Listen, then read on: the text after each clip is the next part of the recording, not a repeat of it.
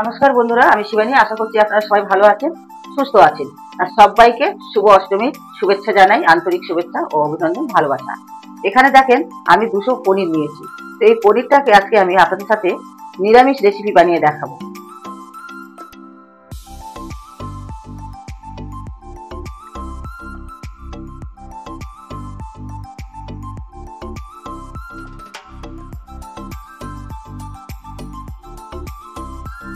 আমি পনিরগুলো ঠিক এই সাইজের কেটে নিচ্ছি।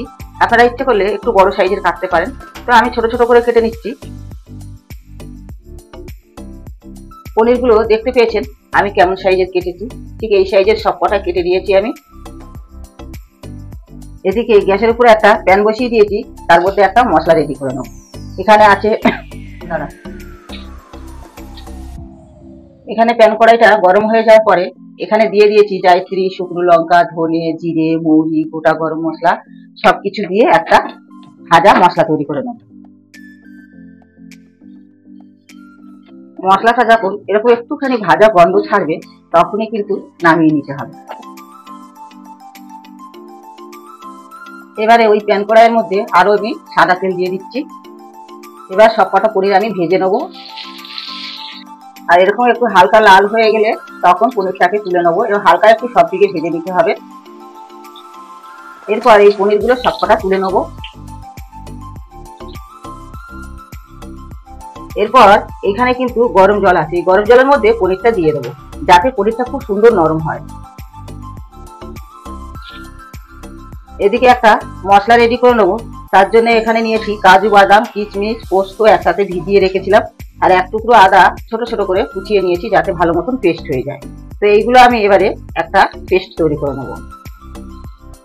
এরপর এখানে দিয়ে দেবো 5টা কাঁচা লঙ্কা আর একটা মাঝারি সাইজের টমেটো। এই সবগুলো একসাথে একটা পেস্ট বানিয়ে নেবো। সামান্য একটু জল দিয়ে দেবো। এরপর ওই প্যানের মধ্যে গোটা গরম মশলা দিয়ে দেবো। 2টো লবঙ্গ, ছোট্ট একটা দারচিনি আছে, 2টো এলাচ আছে। মশলাটা যখন একটু ভাজা গন্ধ বেরোবে তখন কিন্তু এখানে আমি যে পেস্ট বানিয়ে রেখেছিলাম সেটা দিয়ে দেবো। মিক্সির জারটা ধুয়ে একটু জল দিয়ে দেবো। আর আমি এখানে কিন্তু খুব কম তেল ব্যবহার করছি। আপনারা চাইলে একটু তেল বেশি দিতে পারেন, কারণ আমার পেটের সমস্যা আছে, যার জন্য খুব কম তেল মশলায় আমরা রান্না করি। এরপর এখানে স্বাদ মতো দিয়ে দেবো লবণ।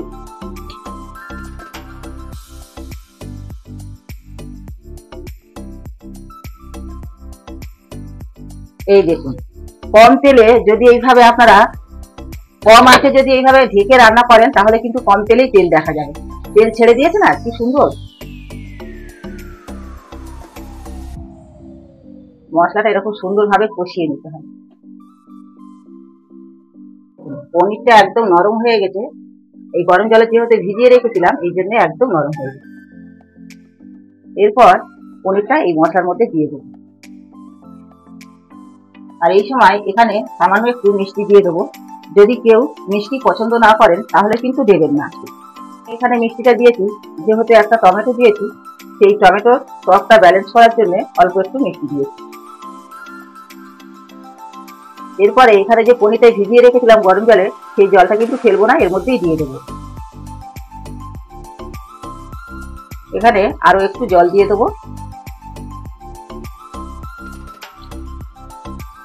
এরপর ঢেকে দেবো।